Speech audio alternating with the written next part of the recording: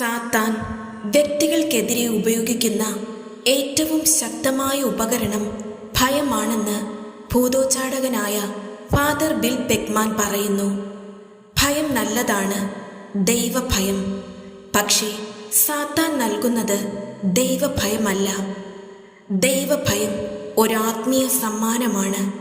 ദൈവത്തെ ആദരിക്കാൻ കിട്ടുന്നതാണത്. എന്നാൽ സാത്താൻ നൽകുന്ന ഭയം നല്ല കാര്യങ്ങൾ ചെയ്യുന്നതിൽ നിന്നുള്ള വിലക്കാണ്. നമുക്ക് എന്താണ് നല്ലതെന്ന് ദൈവത്തിനറിയില്ല എന്നാണ് സാത്താൻ പറയുന്നത്. അതുകൊണ്ട് ദൈവത്തെ ശരണം വെക്കരുതെന്നും ഭയം ജനിപ്പിച്ചാണ് സാത്താൻ ആദ്യ മാതാപിതാക്കളെ ദൈവത്തിൽ നിന്നകറ്റിയത്. ദൈവം ശിക്ഷിക്കുമെന്ന ഭയം സാത്താൻ അവർക്ക് നൽകി. എന്നാൽ ദൈവം ക്ഷമാശീലനാണെന്ന കാര്യം സാത്താൻ മറച്ചു വയ്ക്കുകയും ചെയ്തു. എന്നാൽ നല്ല കാര്യങ്ങളും ചെയ്യുന്നതിൽ നിന്ന് നമ്മെ വിലക്കുന്നത് ഭയമാണ്.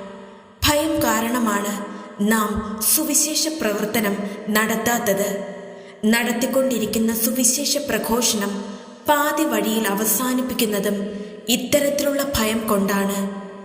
സാത്താൻ പറയുന്നു, ഇതു മതി, ഇനി ഇത് ചെയ്യേണ്ട, നിനക്ക് ആരോഗ്യമില്ല, നിനക്ക് സമ്പത്തില്ല, നിനക്ക് സമയമില്ല, നീ അതുകൊണ്ട് ഇത് ചെയ്യരുത്.